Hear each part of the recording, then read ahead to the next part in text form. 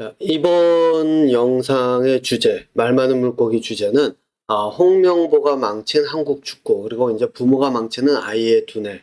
요거 조금 이따가 이제 설명을 하겠지만, 아마 이 영상을 처음 이렇게 제목을 보신 분들은 이게 무슨 얘기야? 왜 홍명보의 축구 얘기가 나오고, 근데 이게 무슨 부모와 아이의 두뇌, 부모가 망치는 아이의 두뇌와 이게 무슨 상관이지? 라고 생각을 하시는 분들도 있을 것 같은데, 이 영상 끝까지 보시면은 실제로 어떤 연결이 있는지, 그리고 부모가 그 말을 할 때의 부모의 그 언어가 아이들의 두뇌에, 그러니까 부모의 언어 선택, 표현이라든가 이런 것들이 실제로 부모가 아이를 대할 때 어떤 모습으로 대하기 때문에 아이들의 두뇌가 영향을 받는지 이 내용이 이제 들어갈 거예요. 근데 이제 그 전에 제가 자폐, 요거는 이제 말 많은 물고기에 올라가는 영상이니까 자폐와 같이 이제 생각하는 방법이 다른 아이들에 대한 이야기를 잠깐 이제 다루고, 그 다음에 뒷부분에 가서 이제 홍명보의 그 이번에 월드컵 한국 축구에 대한 내용과 그 다음에 부모가 망치는 아이의 두뇌에 대한 내용을 묶어서 이야기를 할 텐데, 앞에 부분은 이제 그 잘라서 다른 채널에다가는 이제 요 뒤에 이제 요거는 궁극적으로는 자녀 교육에 대한 이야기니까요. 일반 아이를 포함한. 그래서 요 내용들이 올라갈 텐데, 먼저 이 말 많은 물고기에 대한 내용을 앞부분에 이제 먼저 설명을 하고 뒷부분에 공통된 부분을 이제 다루도록 할 텐데요. 우선 요 영상을 먼저 보여드리고 시작을 해볼게요. 이 영상이 이 자폐아이고, 뭐 그러니까 유전적으로 언어 기능을 담당하는 부분이 이 변이가 생겨서 말을 이제 소리가 아예 나오지 않는 걸로 저는 알고 있는데, 그러니까 말을 하지 이제 않는, 말로 표현을 하지 않는 상태의 그 아이가 졸업생 대표 연설을 하는 그 내용을 뉴스에서 나온 거거든요. 이게 4년 전의 뉴스 이야기인데, 제가 이걸 보여드리는 이유가 뭐냐면은 부모님들이 가끔 저한테 이런 뭐 질문을 받아요. 요번에 제가 한국에 갔을 때, 물론 이제 장모님의 마지막을 이제 같이 보내드리는 것 때문에 한국을 가기도 했지만은, 그 장례까지 다 끝나고 이제 제가 시간이 있을 때 그 어티즘 엑스포에 갔다가 질문 한번 했더니, 뭐더라? 제가 기억하기로 이분이 이 장애인 개발원 원장님이시네요.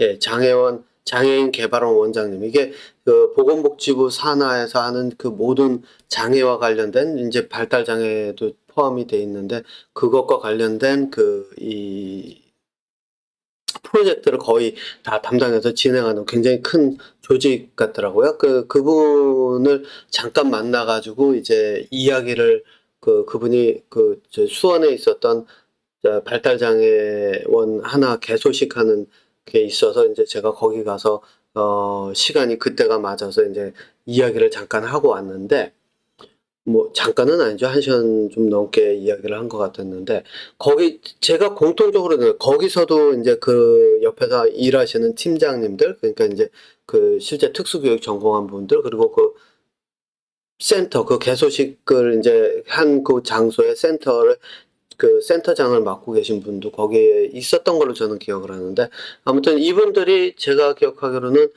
특수교육을 담당을 하신 분들인데, 제가 이 영상을 만들면서 제일 많이 들었던 이야기들 중에 하나가 뭐냐면은 바로 이거예요. 아니, 민동필 당신 아들은 원래가 고기능이고 원래가 그만큼의 능력이 있기 때문에 그렇게 이제 두뇌 발달, 대학도 갈 수 있었고 뭐 이런 능력이 있었던 거 아니냐. 중증 자폐 아이들이라든가 뭐 이런 많은 자폐 아이들인 경우에는 사실상 그게 어려운 상황 아니냐라는 식으로 하면서, 제가 하는 교육은 이제 그런 차이가 있지 않는가라는 질문을 좀 제가 제일 많이 받은 질문이에요. 근데 물론 그렇죠. 제가 하고 있는 이 영상에서 놓고 보면 제 아이를 키워가면서 훈련을 시켜가면서 두뇌 발달을 해가는 방법을 적용시킨 거는 이제 그렇고 또 결과물은 저희 아이밖에 없다라고 이야기를 했지만, 지금은 이제 제 수업을 들으시는 분들 중에는 다양하거든요. 스펙트럼이라는 그 말만큼 뭐 많지 않은 규모의 저희 자폐 아이를 키우시는 부모님들이 이제 수업을 들으시는데, 이 수업을 들으시는 분들의 자녀들을 보면 진짜 다양해요. 네. 그래서 진짜 스펙트럼이 거기에 포함되는데, 근데 그 아이들이 모두 대부분이 이제 시작한 지 좀 시간이 지나면서 변화를 보이기 시작한다는 거죠. 그 얘기는 뭐냐면은, 제가 이야기하는 게 이게 이 방법들이 제 아이와 같은 고기능이라고 하는 그런 아이들에게만 적용된다라고 하지는 않는다는 거예요. 실제로 중증이든 지적장애든 다 적용이 됩니다. 물론 이제 제가 요 앞에 항상 집어넣는 제가 이제 쓴 책 중에서 자폐 아이 두뇌 발달을 통해 세상과 연결하기, 그 책에 있는 예로 들은 아이 같은 경우에는 중증 자폐에다가 지적장애 동반이거든요. 그렇기 때문에 그런 아이들도 변화가 일어나는데 왜 아니겠어요? 거기다가 제가 이제 이야기하려는 건 바로 이겁니다. 엘리자베스라고 하는 제 학생은 중증 자폐에 말이 안 되고, 그리고 이 손의 움직임도 제가 여기서 찾아서 보여드리면, 여기 어디쯤 있을 텐데, 여기 있네요. 아닌가? 어디냐? 네, 여기서 한번 보죠. 예. 예. 여기서 보면은 지금 옆에서 보조를 해주는 사람이 아이패드를 들고 있고, 이 엘리자베스 이 학생이 저희 패드를 눌러가면서 이제 자기가 필요로 하는 걸 하는데, 그만큼 몸의 움직임도 일반 사람들이 생각하는 이런 컴퓨터를 칠 만큼 그렇게 자유롭게 움직이지 않는, 자폐 더하기 말을 하지 못하는 그 아이에다 몸의 움직임도 자유롭지 않은 그 아이인데, 이 아이가 저희 졸업생 대표로, 대학 졸업하면서 졸업생 대표로 연설을 했단 말이에요. 물론 이제 연설을 할 때 말을 못하니까 컴퓨터에다가 아까 아이패드처럼 이런 데다 써가지고 자기가 하고자 하는 말을 써서 컴퓨터가 대신 이제 소리를 내서 읽어주는 형태로 하는 그런 이제 졸업생 대표 연설이었지만, 그렇게 따지자면 이런 아이들은 어떻게 이렇게 대학을 가고 졸업하면서 성적도 높아가지고 졸업생 대표 연설을 할 수 있을까요? 이게 제가 하는 이야기는, 그래서 아이들이 중증이다 아니다 이것과는 상관이 없다는 얘기예요. 네. 그럼 뭐와 상관이 있느냐? 아이들의 두뇌를 열어줄 수 있느냐 없느냐라고 하는 교육의 문제이지, 이게 이 자폐 문제는 아니라는 거를 일단 제가 이야기를 하려고 이제 요 이야기를 합니다. 자, 그래서 오늘 하는 이야기는 이제 부모님들이 나를 점검하는 시간이라고 보시면 돼요. 그러니까 내가 아이에게 내가 생각하고 있는 내 두뇌의 현 상태가 어떤지를 보면서, 이 내 모습이 내가 이렇게 생각하고 있는 이 두뇌의 지금 현 상태가, 내가 가진 두뇌의 현 주소가 아이에게 어떤 영향을 미치는가, 그거를 제가 이제 홍명보가 망친 한국 축구에 비유해서 이야기를 하려고 합니다. 자, 그러고 나서 제가 요거까지가 이제 자폐 이 말 많은 물고기에 들어가는 이 자폐와 같이 생각하는 방법이 다른 아이들, 지적장애 포함 뭐 이런 다 아이들의 관계된 내용이고, 제가 이제 본격적으로 이 홍명보가 망친 한국 축구와 부모가 망치는 아이의 두뇌, 요거에 대한 내용을 가지고 이야기를 한번 시작해 보도록 할게요. 자, 이 두 가지를 놓고 보면은 아마 여러분들이 이 생각을 하실 거예요. 도대체가 이게 두 개가 어떻게 상관이 있는 거지? 어떻게 연결이 되는 거지? 홍명보가 분명히 한국 축구 망쳤다고 지금 되게 시끄러운데, 아직도 시끄럽습니다. 그런데 부모가 망치는 아이의 두뇌라고 하는데, 이 부모가 망치는 아이의 두뇌와 이게 두 개가 어떻게 연결이 되나라는 생각이 들 텐데, 이 영상 끝까지 보시면은 이제 실제로 그게 어떤 연결이 돼 있는지를 보시게 될 겁니다. 먼저 축구 얘기로 먼저 시작을 하죠. 저는 뭐 축구를 이번 월드컵 경기를 본 게 한 3편인가 4편인가, 그러니까 제대로 다 본 게 서너 편 되거든요. 한국 거를 본 게 제일 첫 번에 이겼나? 이기는 경기를 봤나? 그러고 나서 그다음부터 쭉 못 보고, 그다음에 이제 거의 끝에 가서 이제 준결승하고, 준결승만 2개 더 보고, 그리고 나머지는 이제 뭐 짧게 그 왜 하이라이트 같은 걸로만 하는 그런 것만 잠깐 보고, 말았는데, 그 내용을 가지고 제가 이야기를 하는데, 홍명보가 망친 한국 축구라고 이야기를 할 때는 이 얘기는 제가 예전에도 한 적이 있을 거예요. 이건 말 많은 물고기 채널이 아니라고 지금 다른 채널에서 이야기를 한 적이 있을 텐데, 저는 뭐라고 얘기했냐면은 홍명보라고 하는 이 감독은 그러니까 제 선수들을 뭐죠? 작전을 짜가면서 그 리더로서 어떻게 팀을 이길 수 있게끔 할 수 있는 두뇌 능력은 부족해 보인다, 많이. 그것도 아주 상당히 많이 부족해 보인다라고 이제 저는 이야기를 합니다. 한국에서 이게 되게 시끄러워, 홍명보 감독에 대한 이야기가 굉장히 많이 나오고 그러는 것 같은데, 저는 그래서 어디에다 중점을 두고 이야기할 거냐면, 홍명보 감독의 두뇌가 어떠한 상태이길래 이런 일이 벌어졌나에 대한 이야기를 하고, 그거를 이제 부모의 그 현 주소를 비교해서 아이들의 두뇌 활동이 어떻게 되는지를 이제 이야기하려고 하는 건데요. 그래서 저는 뭐 여기서 이제 제가 이런 얘기를 하면은 뭐 아마 그러실 거예요. 아이, 믿든지 말든지 네가 지금 결과가 이렇게 나와 있으니까 이렇게 떠드는 거 아니냐라고 이야기를 할 수도 있는데, 사실 이제 저는 뭐라냐면은 이번에 한국 축구에 대해서, 요거는 제가 클래스 101의 강의, 그 자녀 교육에 대한 강의 만들면서 거기다가 집어넣은 내용이거든요.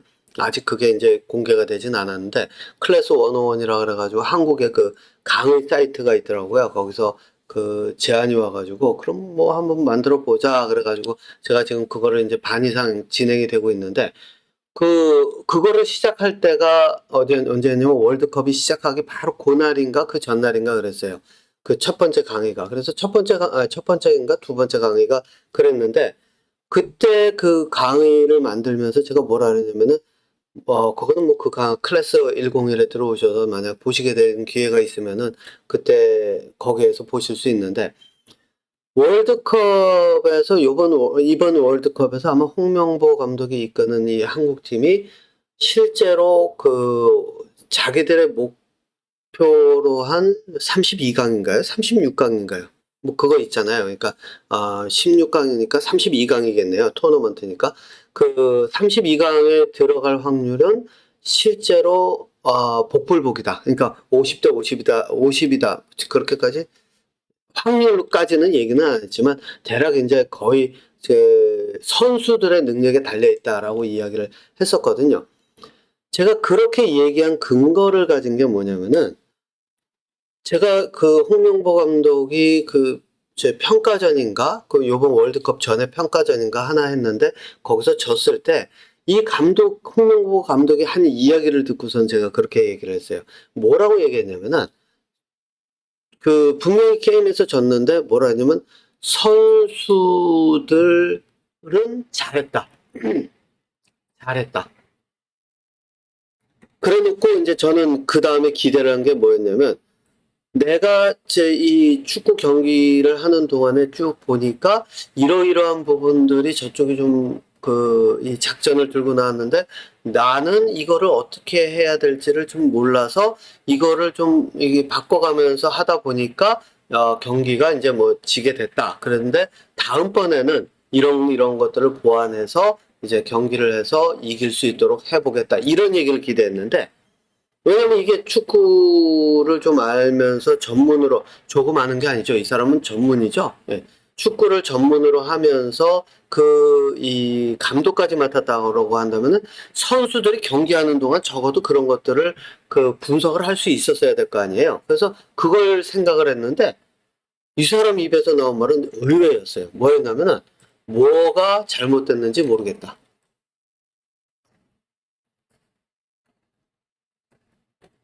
모르겠다. 아마 이런 취지로 이야기를 하더라고요. 제가 어떤 생각이 들었는지 아세요?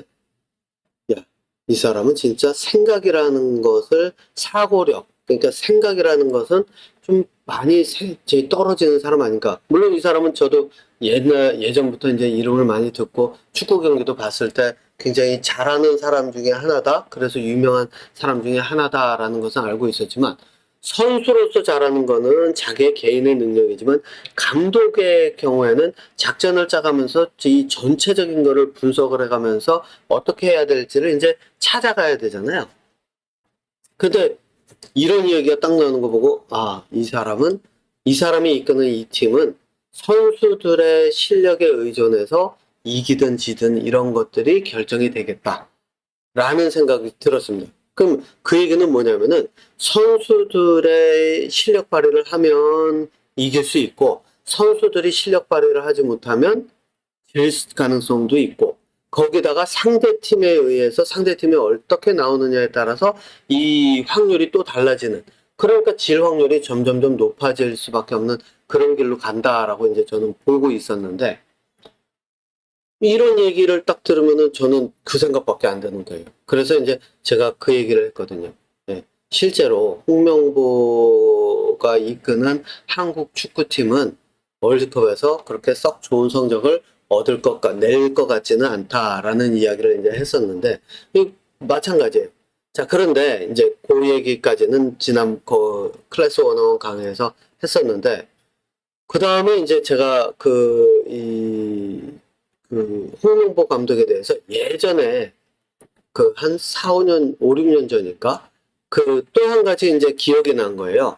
무슨 기억이 났냐면은, 이 사람은 진짜 감독으로서 가면은 안 될 만한 그런 어떤 이 능력이 좀 안 되는 사람 아닌가라는 생각이 들게 만들었던 이야기 중에 하나가 뭐였냐면, 이거였어요. 이것도 4, 5년 전인가? 아무튼 그때도 아마 무슨 평가전인가 뭐 그랬던 것 같아요. 그때도 제 기억에는 이 홍명보 감독이, 국가대표 감독이었던 걸로 기억하고요. 이 사람이 뭐라고 얘기했냐면, 그때도 아마 경기가 지든가 뭐 그랬을 거예요. 고전을 면치 못해서 비겼던가 졌던가 뭐 저는 기억은 안 나는데, 그랬는데, 이 홍명보 감독이 그거 진 이유에 대해서 설명을 할 때, 제 기억에는 이렇게 얘기를 했어요. 뭐라 했냐면은, 상대 선수들이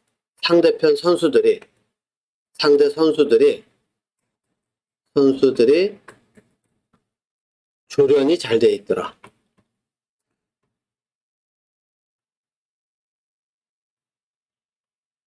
이런 취지의 얘기를 하더라고요.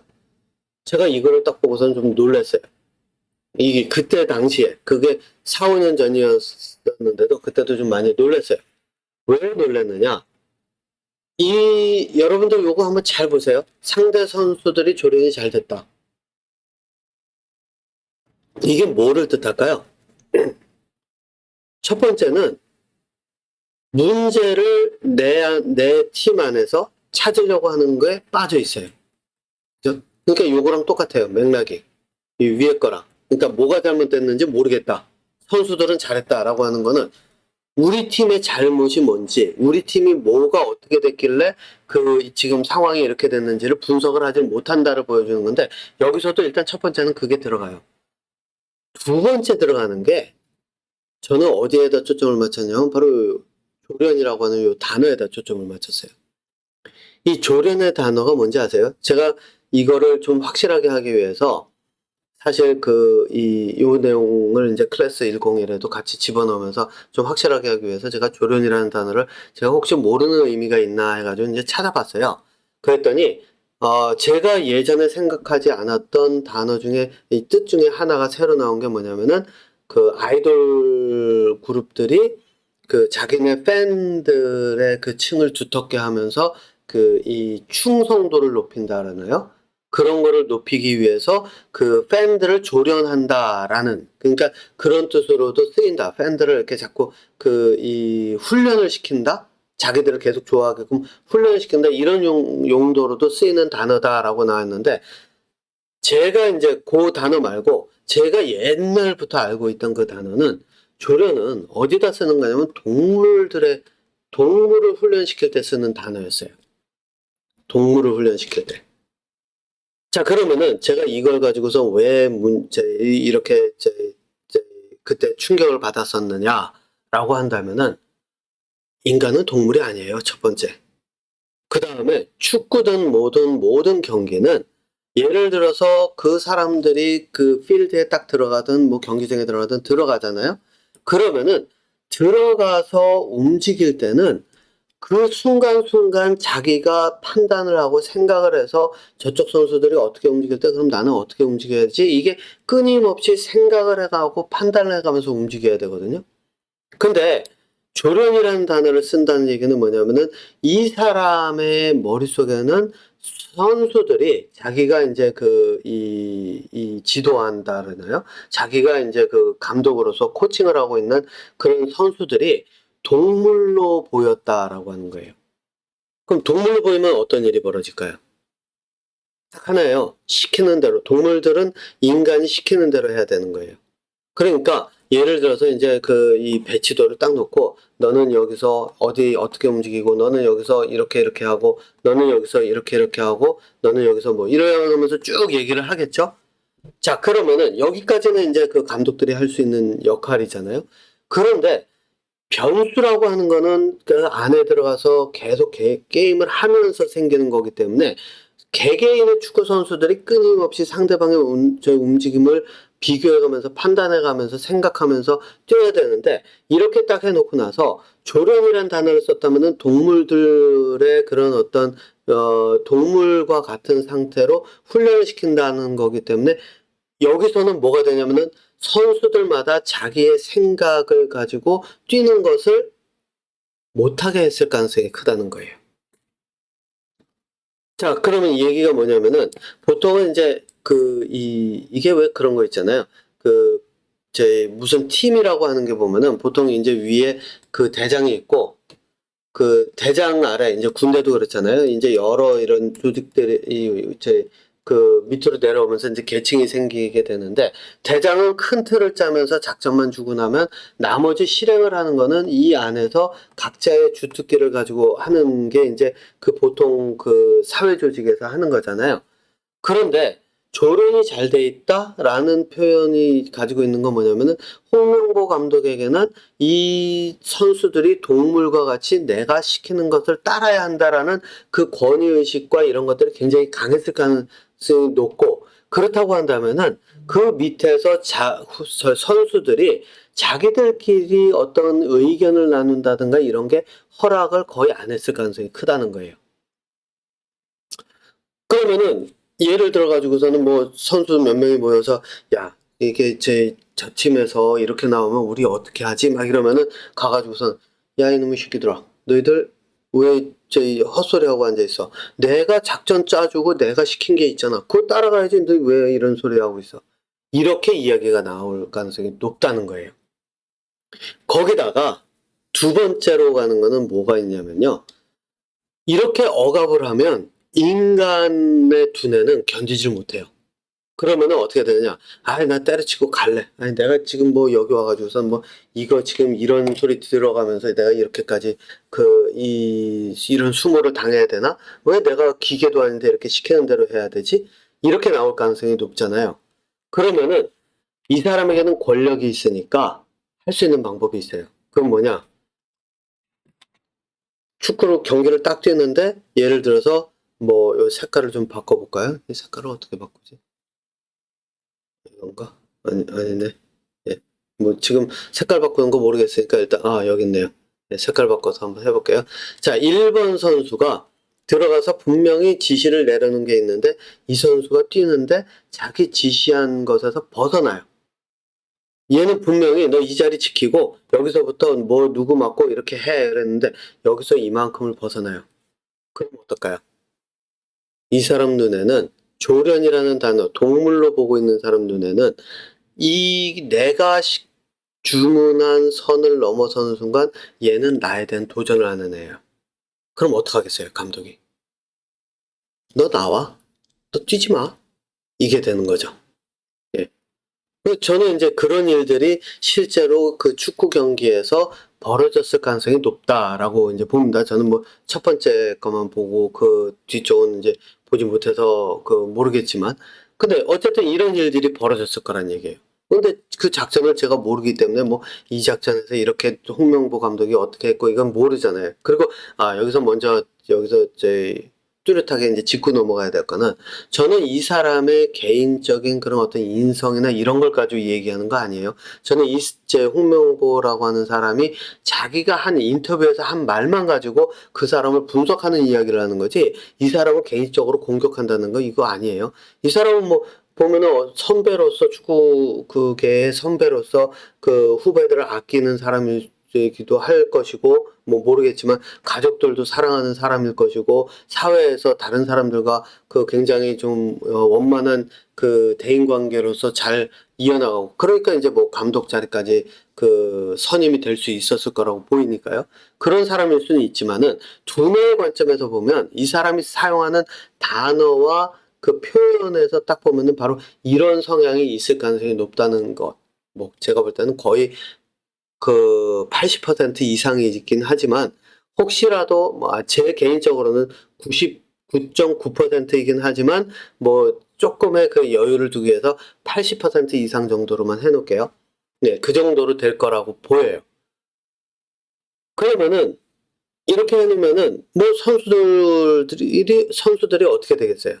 위축이 되겠죠. 자기는 경기를 뛰어서 월드컵이나 이런 그 나라를 대표하는 팀으로 나와가지고 이겨야지 자기들의 이름도 나가고, 또 자기들의 그 경력에도 더 그 이름이 더 올라가고, 요번에 보니까 그 메시 같은 그 아르헨티나죠. 그 메시 같은 그런 선수들의 그 이름처럼 이렇게 올라가고 이게 될 텐데, 그러니까 선수들에게는 이 경기에 참여하는 것 자체가 굉장히 큰, 인생의 가장 큰 어떤 그 하나의 그 이 기회가 될 수 있는데, 이거 너 그렇게 하면 나 바꾼다 이렇게 하면 어떻게 하겠어요? 위축이 될 수밖에 없습니다. 정신적으로. 자, 거기다가 이제 보세요. 이거를 좀 지워놓고 시작을 해볼까요? 경기장에 이렇게 쭉 있는데 선수들한테 주문을 하면서 넌 여기서 어떻게 하고 여기서 어떻게 하고 뭐 이렇게 이제 정해놨다고 쳐볼게요. 이렇게 정해놓으면서 야, 거기에서 자리 지키라니까 이런 식으로 이제 계속 얘기를 했다라고 쳐봐요. 그럼 어떻게 될까요?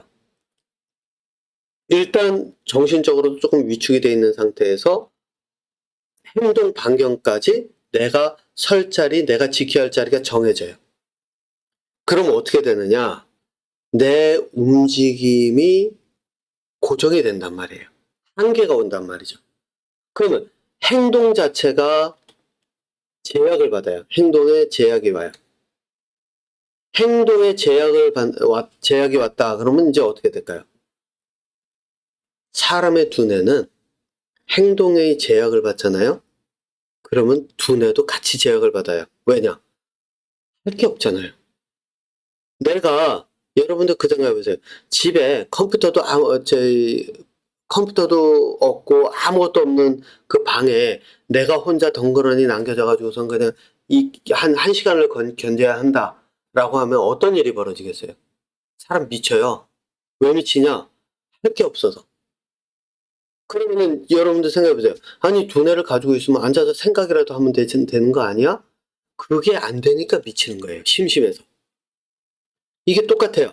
필드에 들어가면 할 게 많아야 되는, 이제 막 움직임이 빠르게, 어떤 현상들이 빠르게 움직이고 있는데, 빠르게 돌아가고 있는 상황에서 내가 거기서 뭔가를 해야 되는데, 행동이 내가 어느 부분이 묶여 있다 그러면은 두뇌도 묶여 있으니까 거기서 뭘 해야 될지 모르게 되는 상태가 돼버리는 거예요. 그러니까 두뇌 자체가 얽매이게 되니까 결국에서는 행동 자체가 얽매이게 되고, 그럼 뛰는 게 어떨까요? 뛰는 게 그냥 공이 저쪽에 있으면 나랑 상관없구나. 어슬렁어슬렁. 공이 이쪽으로 가면 그래? 나한테 오려면 멀었구나. 어슬렁어슬렁. 자리는 지켜야 되겠고 멀리 가지는 못하고, 그러면은 이 자리에서 뱅글뱅글 돌고, 여기서 요만큼 뛰고, 여기서 왔다 갔다 하고, 여기서 요만큼 왔다 갔다 하고, 이게 다일 거란 말이에요. 그러면은 많이 움직여야 될 필요도 없고, 그러면은 어떻겠어요? 걸어 다니게 되겠죠? 네. 바로 이런 현상들이 벌어질 수가 있다는 거예요. 그런데 이거를 반대로 뒤집어 놓고 보잖아요. 그러면 무슨 얘기냐면 두뇌가 활성화되면 행동 반경이 넓어지고 행동의 범위가 확 달라져요. 그 이야기는 요거는 제가 축구 경기를 본 것 중에 그 준결승전을 봤다고 지금 아까 얘기했잖아요. 준결승전에서 제가 본 게 두 팀 거를 다 봤어요. 스페인 것도 봤고, 그 아르헨티나 것도 봤고 그랬는데, 저는 무슨 생각을 했냐면, 요것도 뭐 그 결론이 이미 나 있는 상태에서 이야기하니까, 아니 뭐 결론이 났으니까 네가 그렇게 얘기하는 거겠지라고 이야기하실 수도 있는데, 뭐 그 경기를 저는 제 이 영상을 보고 나서 한번 되돌아가서 되짚어 보라고 제가 제안을 드리는데 뭐냐면은 제가 본 걸로는 뭐였냐면요. 스페인 선수들이 참 독특했어요. 그게 뭐였냐면은 그 카메라 앵글이기 때문에 뭐 전체가 비춰지는 건 아니니까 카메라 앵글에 비춰지는 그 영역에 있는 선수들 그의 모습만 봐도 뭐가 있었냐면요. 예를 들면 이거죠. 경기장이 이만한 크기다라고 하면은 이제 이 경기장이 아니라 TV에 잡힌 화면의 화각이 요 정도다라고 하면 여기에 이제 스페인 선수서부터 그때 상대편이 어디였는지 영국이었나 뭐 그랬던 것 같은데 뭐 저는 잘 기억은 안 납니다. 근데 이 선수들의 이제 이렇게 배치가 있잖아요. 근데 제가 딱 본 거는 뭐였냐면 스페인 선수들은 끊임없이 뛰어요. 그러니까 아주 빠르게 뛰진 않아도 끊임없이 뛰어요. 그게 뭐 어떻게 뛰느냐면 공이 이 멀리에 있는데도 불구하고 여기 있는 선수들이 뛰어요. 그래서 제가 그거 보면서 야, 쟤네들이 저렇게 뛰면 체력이 될까? 만약에 체력만 된다라고 하면은 스페인이 결승에서 우승까지도 갈 수 있지 않을까라는 생각을 했어요. 뭐 결론은 우승을 했지만요. 제가 왜 그 생각을 했냐면은 이거는 뭐 인간뿐만 아니라 진화의 과정에서 이 동물들의 사냥이든 사냥을 당하든 사냥을 하든 제일 중요한 게 뭐냐면은 빠른 움직임은 눈에 한 번에 확 들어오게 돼 있어요. 왜냐면 그 사자들도 사냥할 때 보면 천천히 가까이 다가간 다음에 가까이 왔을 때 한 번에 확 움직이잖아요. 그렇기 때문에 인간도 이제 자연에서 진화를 해왔기 때문에 옆에서 뭔가 빠르게 움직이면은 눈에 잘 들어와요. 그러면은 상대방을 어슬렁어슬렁 걷고 있을 때 빠르게 움직인다? 그때 사실 제가 본 준결승전 스페인전은 상대방 팀도 굉장히 많이 뛰고 있었어요. 근데 상대방이 뛰고 있는 중에 걷고 있는 선수들이 종종 보였고 스페인은 전체적으로 움직임이 좀 계속 뛰는 분위기였거든요. 그러니까 그 얘기는 뭐냐면은 공을 가진 선수가 뛰어들어가면서 우리 팀의 선수를 어디서 어떻게 움직이는지를 그 눈에 이렇게 딱딱 이렇게 짚어낼 확률이 높았다는 거예요. 그거는 이제 이 시각적인 정보가 들어올 때 이 하나의 이제 모습이기 때문에 뭐 그거까지는 이제 이 동물적인 본능 속에서 오는 거니까 확률이 이제 그래서 우리 선수가 어디 있는지를 볼 수 있는 확률이 감지할 확률이 높고 그 감지를 통해서 이제 패스가 정확하게 이루어질 확률이 이제 높다는 게 이제 제 생각이었는데 그거는 뭐 제 신체 구조에 대한 그러니까 인간이 가진 그 시각과 감지는 기능에 따른 그 차이이기 때문에 이제 뭐 이 두뇌 얘기와는 조금 다른 얘기긴 한데 그런데 두 번째는 제가 얘기하고자 하는 핵심은 이거예요. 두 번째가 뭐냐면은 선수들이 저렇게 공을 멀리 있고 나랑 직접적인 상관이 없음에도 불구하고 그렇게 계속 뛰면서 움직일 수 있었던 이유는 딱 하나예요. 뭐냐면은 내가 할 게 뭔지를 끊임없이 찾고 있을 때 그래요. 그러니까 공은 저 멀리에 갔다 그러면 저 선수가 저렇게 움직이는데 그럼 내가 어디서 어떻게 가야 되는지를 계속 끊임없이 판단하고 생각을 하는 거죠. 그럼 내가 필드에서 끊임없이 생각하고 판단하는 그런 팀의 경기와 홍명보 감독의 경우 저는 뭐 다른 경기를 못 봐가지고 이제 그렇긴 한데 또 한국 경기를 이제 진드간이 앉아서 처음부터 끝까지 보지는 못했거든요. 그 중간중간에 이제 뭐 저희 일이 있어서 왔다 갔다 하면서 봤기 때문에. 근데 그렇게 되니까 그 선수들이 그 한국 제가 뭐 못 봐서 단정은 못 하겠습니다만 그 움직임이 묶여 있을 가능성이 굉장히 크거든요. 그러니까 움직임이 둔하고 영역이 한정이 돼 있고 두뇌로는 어디서 내가 판단해야 될 필요가 없으니까 일단 왜 홍명보 감독이 그렇게 만들어놨을 가능성이 높으니까요. 그런 상황이라고 한다면은 이 목석처럼 서 있을 선수들 사이에 이 선수들이 빠르게 움직인다 그러면은 확률이 굉장히 높죠. 거기다가 두 번째로는 빠르게 움직인다는 거는 끊임없이 판단을 하면서 상대방 선수를 보면서 쟤네는 이렇게 가고 있으니까 나는 이렇게 가면 되겠다. 얘네는 이렇게 하고 있으니까 나는 이렇게 가면 되겠다. 판단을 하는데 그럼 여러분 생각해 보세요. 어느 쪽이 확률이 높겠어요? 이길 확률이. 머리 쓰는 쪽이에요. 네, 머리 쓰는 쪽. 그러니까 스페인이죠. 예, 스페인 같은 경우 실제로 이 우승 확률이 좀 높았어요. 근데 이제 아르헨티나 같은 거는 기술이 좀 뛰어나가지고 조금 걷더라도 기술로서 그거를 이제 보완을 좀 하는 모습이 있어 보였는데 그런데 이제 결국은 뭐 스페인이 우승을 했다고 하니까 이 끊임없이 움직이고 끊임없이 생각하는 쪽이 이제 좀 확률이 높았던 거 아닌가라고 하는 게 제 나름대로의 분석인데 중요한 건 이제 여기서 그 얘기예요. 두뇌가 자유로워야 움직임이 활동 반경이 넓어지고 활동 반경이 넓어져야 자기가 할 거를 찾아가면서 새로운 그런 어떤 제 방법이라든가 또는 새로운 그 기술이라든가 이런 거를 구사할 확률이 높아진다는 거예요. 그러니까 이제 여기서 제가 한번 볼게요. 제가 들은 걸로는 한국 축구팀이 지금 선수들의 구성은 진짜 역대급이라는 얘기를 들었어요. 역대급. 그 얘기는 실력들이 빵빵하다는 얘기죠. 그런데 감독이 묶어놓으면 어떤 일이 벌어지느냐? 역대급 선수들도 곤두박질 시켜서 추락시킬 수 있다는 게 바로 이건 거예요. 그러면 여기서 한번 보세요. 작전이나 아니면은 이 경기를 보면서 분석하는 경기 분석 능력이 안 되는, 그러니까 뭐가 잘못됐는지 모르겠다라고 하는 그 이야기에서 작전이라든가 경기 분석이 어려운 그 두뇌 능력 더하기 선수들을 조련의 대상, 동물과 같이 조련의 대상으로 바라보는 그런 이 시각과 그것을 실행에 옮겨서 선수들을 그 움직임을 묶어놓는 이 두 가지가 딱 합쳐지면 어떤 일이 벌어질까요? 역대급 선수들을 추락시킬 만큼 이 두 가지는 최악의 조합이 되어버려요. 자, 그러면은 이제 여기서 저는 이제 부모님들에게 드리는 이 메시지가 이제서 나옵니다. 조련이라고 하는 거를 동물들 이제 길들인다 제가 이제 이런 식으로 얘기를 했는데 요거 딱 빼놓고 이거를 교육으로 바꿔놓으면 이것도 사실은 홍명보 감독에게서 있어서는 교육의 한 일환이었을 거란 말이에요. 조련이라고 하는 게. 근데 이거를 교육의 일환, 교육이라고 하는 영역으로 들어와서 이 조련을 다르게 부르는 말이 있어요. 그게 뭘까요? 바로 훈육이에요.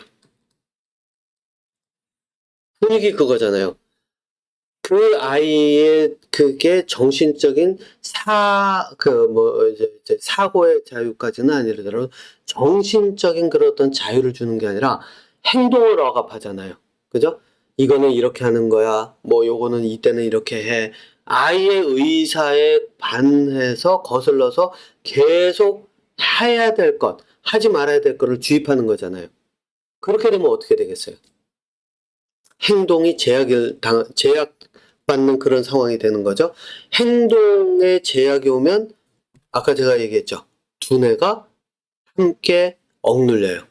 그럼 행동의 제약을 통해서 두뇌를 억누르면 어떤 일이 벌어지죠? 최고의 선수들도 바닥으로 끌어내릴 수가 있는 거예요. 그 얘기는 뭐냐? 내 아이가 어떤 두뇌 능력을 가질 수 있는지 그거는 상관없이 그냥 여기에 뭐 최상의 그런 어떤 두뇌 능력을 발휘할 수 있는 아이도 그대로 끌어들여서 바닥으로 끌어내릴 수가 있다는 얘기예요. 한마디로 무거운 족쇄 채워서 무거운 쇳덩어리 달아놓고 100m 달리기 하는 데다 딱 집어넣은 상태에서 달려! 그러면서 너 왜 이렇게 빨리 못 달려? 그리고 거기다가 심하면 정신적인 채찍질까지 하는 바로 이런 모습들이 여기에서 나오는 이 훈육으로 가는 길이라는 거예요. 자, 그래서 제가 이제 그 부모님들한테 여기서 드리는 메시지는 이건 자폐가 있든 지적장애가 있든 ADHD든 다운 증후군이든 일반 아이들이든 상관이 없어요. 부모님들이 내 아이를 어떤 시각으로 바라보느냐, 즉 훈육의 대상으로 바라보느냐, 아니면은 아이를 나와 같은 그런 어떤 하나의 인격체라는 얘기는 서로의 의견이 존중받고 아이의 결정이 존중받고 그리고 거기에서 합의를 통해 가면서 아이가 스스로 결정을 바꿀 수 있도록 이끌어가는 그 교육, 그게 이제 제가 하고 있는 두뇌 발달 교육의 이제 핵심인데, 다시 한번 정리를 하자면은, 그러니까 아이의 의견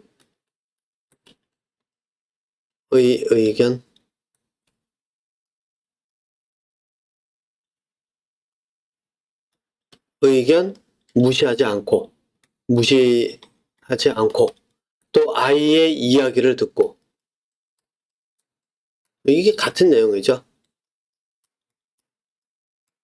듣고 아이의 결정을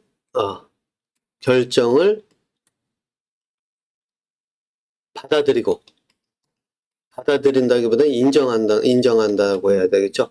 인정하고 등등의 그런 어떤 그 접근법으로서 시작을 하고, 요거는 시작이에요. 왜냐면 두뇌 발달은 그걸로 시작을 하면서 아이가 자신감을 가지고 자존감이 높아진 상태에서부터 두뇌 발달의 길로 천천히 끌고 가는 거거든요. 그러니까 하나씩 그리고 그 방법은 이제 제가 이 펀더드 에듀케이션 이걸 통해서 이제 이 제시하는 그런 제공하는 수업에서 이제 다루는 내용들이 어떻게 하면 두뇌 발달을 끌고 가는가. 물론 이제 처음에 이러한 과정, 이게 제일 힘든 과정이에요. 이 과정을 통해서 아이들을 어떻게 그 자존감을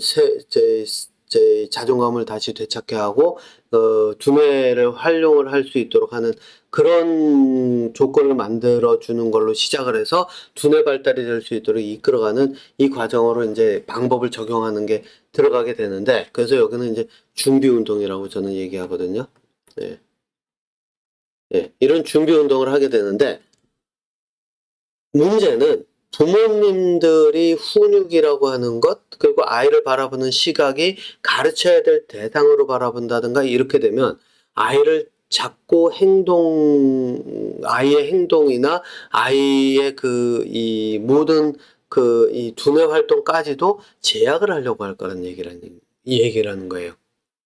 그러면 어떤 일이 벌어지겠어요? 아이의 두뇌는 쪼그라들어요. 여기서 행동을 제약한다는 건 이거예요. 학교 교육도 마찬가지예요. 교실에 앉아서 너는 이 시간엔 이걸 해야 돼. 그거를 그 시간에 그 학생이 즐거우면 상관이 없어요. 공부를 뭐 재밌어 하고 그러면서 그러면 상관이 없지만 많은 아이들이 그렇게 저희 공부를 즐기진 않잖아요. 그러면 어떻게 되느냐? 이 아이들은 두뇌가 자라나는 게 아니라 두뇌가 점점 쪼그라들면서 위축이 되는 거예요. 그러면 어떤 일이 벌어지느냐? 한국의 국가대표팀 최선의 최고의 조합이라고 할 수 있는 실력들이 빼어난 선수들을 추락시키듯이 바닥으로 끌어내리듯이 내 아이의 두뇌 능력을 바닥으로 곤두박질 치게 만들 수가 있는 게 바로 부모님. 여기에다 더하게 하면은 학교 교사, 대학에서는 교수들, 이런 사람들의 역할이라는 거예요. 예. 그래서 실제로 이거는 저도 그렇게 겪었어요. 왜냐? 제가 군대에 있을 때 행동이 제약을 받았을 때 어떤 일이 벌어지느냐라고, 군대 제가 15사단 저희 신병교육대에서 훈련을 받았는데 6중가 8중가 그 훈련을 받고 자대 배치 받았는데 훈련을 받는 동안에는 밤에도 제 시간에 제대로 못 자죠. 예, 밤에 깨워가지고선 저희 영하 뭐 17도, 20도 내려갈 때 나가지고 뭐 빵빠레 한다고 그 얼차려 받고 이 정도로 밤에도 저희 그 편안하지 않도록 그 만들어 놨던 게 그 신병 훈련소였는데 그 행동의 제약, 개인의 의견은 전혀 받아들여지지 않고 시키는 것만 해야 되는 그 딱 6주인가 8주간의 그 기간이 끝나고 하루 이제 외박 나왔다가 그 다음날 자대 배치받고 왔는데 외박 나왔을 때 가족들이 와가지고 딱 봤는데 가족들이 제일 먼저 한 말이 뭐였냐면 저를 보더니 애가 바보가 됐네 이 얘기부터 나왔어요. 근데 이게 상황만 다르지 비슷하게 모든 곳에서 벌어져요. 심지어는 박사과정 때, 석사과정 때는 저는 이제 그 지도 교수님을 통해서 그 연구란 무엇인가, 그리고 공부란 이렇게 하는 거구나라고 하는 것을 깨달을 수 있는, 그래서 그분은 이제 제 스승이라고 저는 이야기를 얘기하는데, 박사과정에서는 저는 노예 취급당했거든요. 그래서 그 얘기는 뭐냐면, 박사과정에서 얼마나 항상 구박당하고, 항상 행동에 제약을 당하고 그랬어요.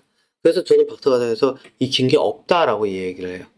그런데 제가 이제 그 두뇌를 사용하는 게 무엇인지를 알게 돼가는 과정이 어디서 이제 그 시작된 게 어디였냐면 제가 코넬 의대가 있는 게 맨하탄에 있었는데 뉴욕의 맨하탄에 있었는데 지금도 거기 있죠. 코넬 의대에서 이제 제가 박사학위 과정을 할 때 그 교수가 지금은 그 교수가 하버드 대학에 이제 가 있는데 몇 년 전에 가가지고서는 그 심포지움 가서 이제 발표도 하면서 만나서 이야기도 하고 했는데 그 교수하고 일을 하면서 제가 그 생각을 했어요. 이 교수는 질문해 가면서 계속해서 그 사람들을 속박을 하질 않았어요. 그러다 보니까 연구 결과들이 굉장히 많이 잘 나왔죠. 물론 이제 제가 거기서는 저는 그때 아이가 태어나고 그러면서 이제 아이가 혈우병이 있고 그래서 혈우병에 대한 연구를 하겠다고 그 생각을 하고 있어가지고 이제 거기서 오래 있지 않고 그 다음에 콜롬비아 대학으로 갔는데 콜롬비아 대학에서도 저도 같은 그 비슷한 경험을 했어요. 그건 뭐냐면 콜롬비아 대학에 제가 일했던 제가 그러니까 리드 사이언티스트 그러니까 선임 연구원 뭐 이런 걸로서 이제 팀을 하나 해가지고서는 제가 이 연구를 하고 있었는데 제 이제 그 보스죠 제 교수는 자기도 이제 스스로 그 사람 스스로가 천재라고 얘기를 하는데 그 사람도 경향이 어땠냐면 사람들의 그런 어떤 행동이나 이런 것들을 억압을 줘가면서 억눌러가면서 데이터를 뽑아내거나 그러질 않았다는 거예요. 그리고 토의가 자유로웠어요. 그 사람과 이야기하는 것도 자유로웠고, 그러니까 굉장히 그 편안한 상태에서, 그러니까는 대부분의 연구원들이, 자기가 할 일들을 자기들이 찾아가면서 하니까 결과도 나오고, 그래서 제가 처음 갔을 때 이 사람은 테뉴어를 받지를, 않은 상태였는데, 제가 이 캐나다로 올 때 와서 바로 들었던 게 이제 테뉴어가 됐다라고 하는 그 이야기를 들었거든요. 왜냐면 연구 결과들이 굉장히 좀 뛰어난 연구 결과들이 많이 나왔으니까요. 그 뛰어난 연구 결과들이 나올 수 있는 이유는 그 연구하는 학생과 그 포스닥과 또 연구원들의 그런 어떤 그 협업이 없이는 나오지를 않거든요. 자, 그렇다는 거예요. 그러니까 두뇌를 얼마만큼 자유롭게 해줄 수 있느냐가 관건인데, 자, 여기서 이제 그래서 부모님들에게 제가 드리는 그 하나의 그 팁이라고 할까요? 예, 그거를 드리면은 뭐냐면은 첫 번째, 부모님들이 일상에서 사용하는 표현들을 녹음을 하든 해가지고 다 한번 해놓고 요즘 뭐 스마트폰에 녹음하면은 이 스크립트로 다 만들어주잖아요. 쭉 해놓고 한번 보세요. 이런 속에서 단어 중에서 상대방을 이 동물과 같이 동물로서 여기는, 그러니까 이제 조련한다라는 그런 단어, 또는 훈육한다라고 하는 단어, 이런 것들이 있는지 없는지를 쭉 한번 살펴보세요. 그리고 그 아이들의 행동과 그 아이들의 그런 어떤 자유보다는 행동을 제약하거나 또는 그 아이들의 의사에 반해서 억압한다든가 이런 것들이 얼마나 되는지 한번 쭉 보세요. 그러면은 그것이 어떤 역할을 할지를 한번 생각을 그러니까 한국 팀의 그 한국 대표팀의 그 축구 대표팀의 그 활동, 요번에 이제 월드컵에서 벌어졌던 일들하고 비교를 해보세요. 그러면 내 아이의 두뇌 능력이 추락하고 있는 정도를 확인하실 수 있을 겁니다. 자, 그런데 이제 두 번째 문제는 바로 여기 있죠. 그러면 홍명보 감독 같은 경우에는 사고력이 많이 부족하다가 그 사람이 표현하는 것에 다 드러나 있단 말이에요. 근데 문제는 부모님들의 경우 사실 사고력을 길러줄 수 있는, 아이들의 사고력을 길러줄 수 있는 방법은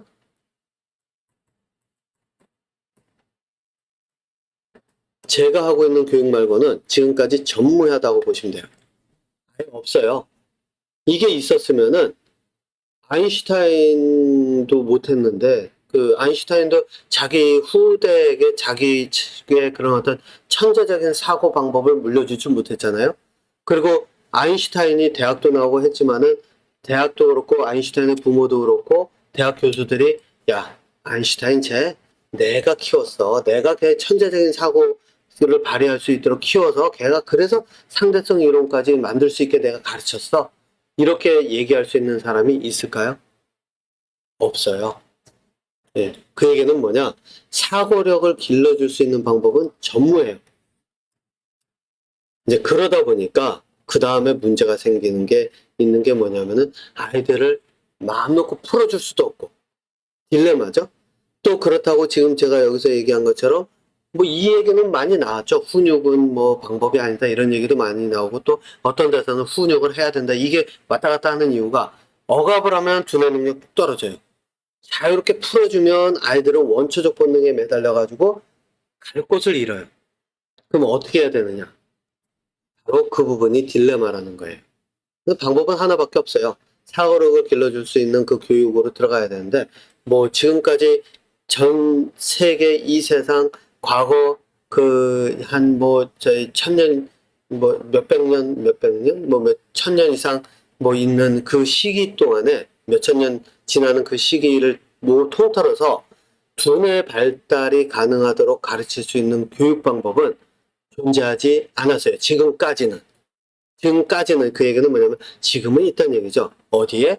제가 하고 있는 이 펀더드 에듀케이션에 있는 그 교육에서는 그게 있다는 얘기예요. 그렇기 때문에 제가 하는 얘기가 이제 그겁니다. 자폐 아이들도 그렇고 지적장애든 그 상관없이 모든 사람들의 두뇌는 발달할 수 있어요. 나이에도 상관이 없어요. 나이에 상관이 있는 거는 사고력을 길러줄 수 있는 방법이 없는 상태에서는 그 개개인에게 달려있기 때문에 이때쯤 되면 두뇌 발달이 멈추더라 이런 얘기가 나오는 거지. 사고력은 죽기 전에 한 달만 공부해도 사고력이 달라질 수가 있는 게 사고력이에요. 그러니까 두뇌가 발달할 수 있는 게 그게 사고력이에요. 그러니까 지금 나이가 20이든 30이든 40이든 50이든 3살이든 10살이든 상관이 없다는 겁니다. 그러니까 지금 제가 하고 있는 그 자폐 부모님들 교육을 통해서 많은 그 자폐 아이들이 그 또 연령대도 다양해요. 성인서부터 어린아이들까지 바뀌고 있는 이유도 이제 거기에 있다는 겁니다. 자, 어쨌든 제가 뭐 여기서 이게 이제 후에 가서 말 많은 물고기 이제 자폐 부모 대상으로 8월 중순경에 공개 코칭 세션 겸 가을 학기 이제 수업 설명회 같은 거를 이제 하나 온라인으로 줌을 해가지고 이제 할 예정인데 그때 이제 광고는 하겠지만요. 그때 가서 이제 요 내용들 거기에 아마 오시면은 제가 이 아이들을 풀어줄 수도 없고 또 그 훈육이나 이런 걸로 억압할 수도 없고 이런 딜레마가 있을 때 이거를 어떻게 풀어나가는지 그거에 대한 기본적인 그 방법들 그리고 어떤 식으로 끌고 가는지 그게 이제 이 가을 학기 뭐 지금 하고 있는 교육에서 그 실제 부모님들의 그 훈련 과정이 그 과정을 가는 거거든요. 그러면은 거기서 아마 보시게 될 거예요. 아, 두뇌가 저렇게 하면 발달이 될 수 있고, 그래서 저게 되는 거구나, 라고 하는 거를 보실 수 있게 될 겁니다. 자, 이 정도에서 이번 말 많은 물고기 영상 마치고요. 다음에 또 다른 주제로 영상을 만들어 보겠습니다.